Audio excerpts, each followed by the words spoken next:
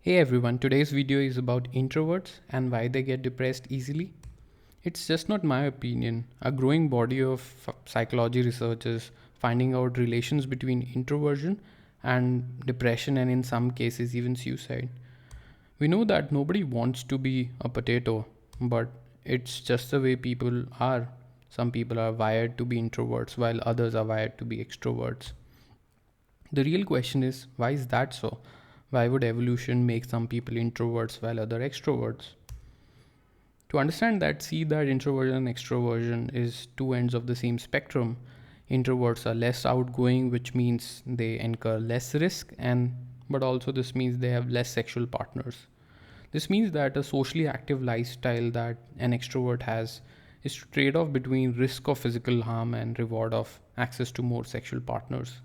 And again, this is not just a theory. Empirical research has found out that extroversion was a strong predictor of lifetime of sexual partners, and on the cost side, increased extroversion increased likelihood for hospitalization.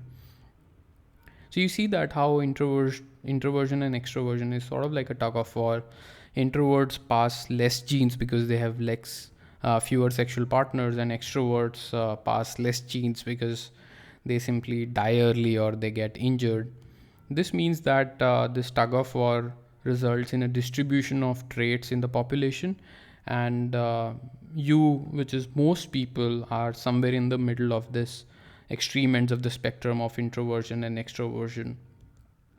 This means that your personality is a random combination of this introversion extroversion, which is explored by evolution, so that there is an equilibrium and it doesn't tilt either towards introversion or extroversion.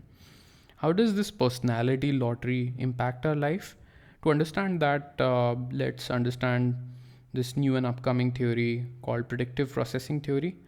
What this theory says that it's not just that our senses determine what we perceive to be reality, but actually what's happening is that whatever our ingrained views and personality are, which is ultimately determined by our genes, that plays a significant role in interpreting and shaping whatever we sense as reality from coming from the environment. So traditionally, people believe that our eyes, ears, and other senses tell us what the reality is. But increasingly, neuroscientists are of the opinion that it's the other way around, that our views and personalities determine what we see as the world. So reality is really determined by our ingrained views and not just from what's actually out there. If that was true, optical illusions will not work. If our senses were really telling us the truth, we'll see that on the left, A and B would be of exact same colors, when in fact it's quite apparent A and B are of different colors. And we see them of different colors because of our evolutionary ingrained perspectives about how shadows work and how repetitions of patterns work and so on and so forth. So we are not just seeing what our senses tell us, which is really on the right, that A and B are of same exact color, but what we interpret those data to be. So we don't see the world as it is, but how we think it is. But what does it have to do with depression? You see that depression is just the extreme version of introversion, where you feel that world has nothing to offer, while mania is an extreme version of extroversion, where we feel world is a never-ending adventure.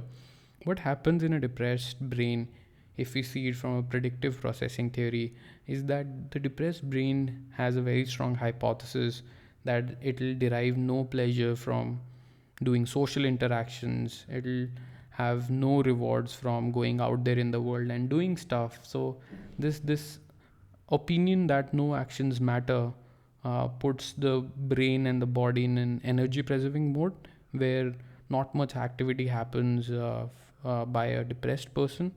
And because not much activity happens in reality, the senses tell that nothing much is happening. So this becomes like a loop where the top down view causes us to do nothing if we're depressed, and because we're doing nothing, we feel nothing's happening. And this loop just gets stronger and stronger over time. And this loop can be triggered in a multiple different ways. One of them is if there is a chemical imbalance, especially if there is a dopamine deficiency, where our brain starts thinking that there is no happiness out there if we do some stuff, so it just does less and less stuff. The other way it can trigger is where people usually get depressed, say after death of a loved one or a divorce or a job loss. In that case, what's happening is that brain has had a very significant um, uh, diversion in what it predicted. Say the life will be fine if it does stuff, versus what senses tell it that no, there was a death or there was a job loss, where the brain again gets into this dissonance interpretation mode, where it feels that its earlier hypothesis that it will gain benefits by going out there in the world and doing stuff was no longer true, because something important was taken away from it. And the third way this depression self-reinforcing loop can be triggered is if you have like a family history of depression. Depression is increasingly believed to be heritable, and this also lends support to the theory that uh, uh, predictive processing really tells us the way world is, and not just uh, rely on senses to tell it what the world is. So if you've inherited like a worldview that not much matters out there, then you're much more prone to depression. And introverts, as opposed to extroverts, are especially more prone to get stuck in the loop, because they're already on the left side of the curve of taking less risk and deriving hence less rewards from social interactions. uh, just a few things can make an introverted person prone to depression, while it takes quite a lot to get extroverted person to feel depressed. And again, it's just not an opinion. Research is finding more and more links between introversion and depression.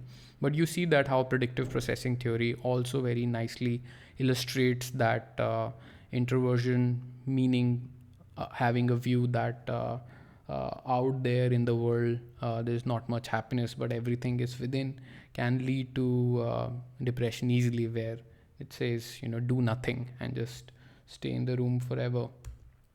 And cognitive behavior therapy, which has proven to work for depression, also works by breaking this loop.